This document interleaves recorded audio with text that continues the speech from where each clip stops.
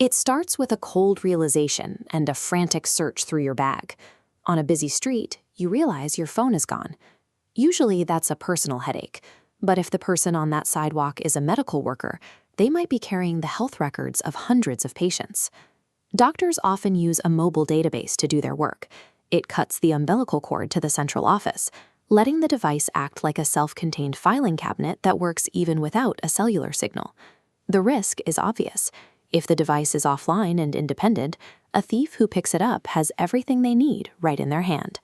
Since we can't stop hardware from being lost, we have to make the data inside defend itself. It relies on internal systems to ensure that losing a physical device doesn't mean losing our privacy. The first line of defense is encryption. The moment data is saved, it's mathematically distorted. A clear medical report instantly becomes meaningless static. Even if a thief plugs the drive into a different computer, it stays distorted. The system only clarifies it upon receiving a specific mathematical proof of ownership. This changes what it means to steal something.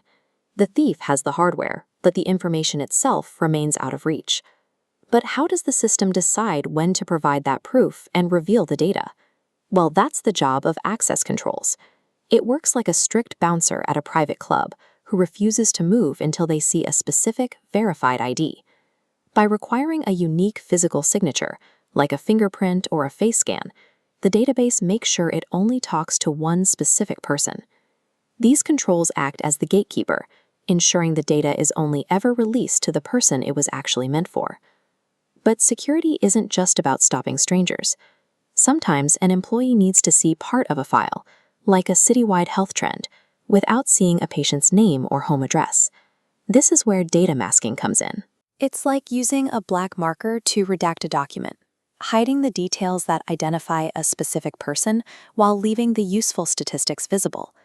This allows researchers to study how a disease is spreading through a county without ever seeing the private identity of a single neighbor. This internal protection is a legal requirement.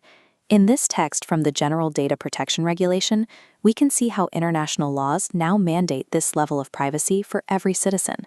It ensures that even the people working with the data only see exactly what they need to do their job, and nothing more. Now, let's look back at that thief holding the stolen phone.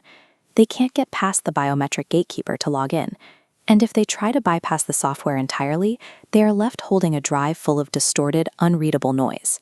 The phone is gone, but the patient's privacy is never compromised. These three protections, distortion, gatekeeping, and redaction, don't just live on phones. They are what secure the world's massive data centers and cloud networks. This becomes vital when we talk about the most permanent data we have, our DNA. If a credit card number is leaked, you can change it, but you can never change your genetic code. When scientists mapped the human genome, they created a repository of billions of data points for every person on Earth.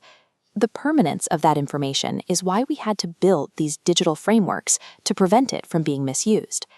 So the next time you hear about data privacy, you can be confident that these systems are the digital locks keeping our most personal information safe.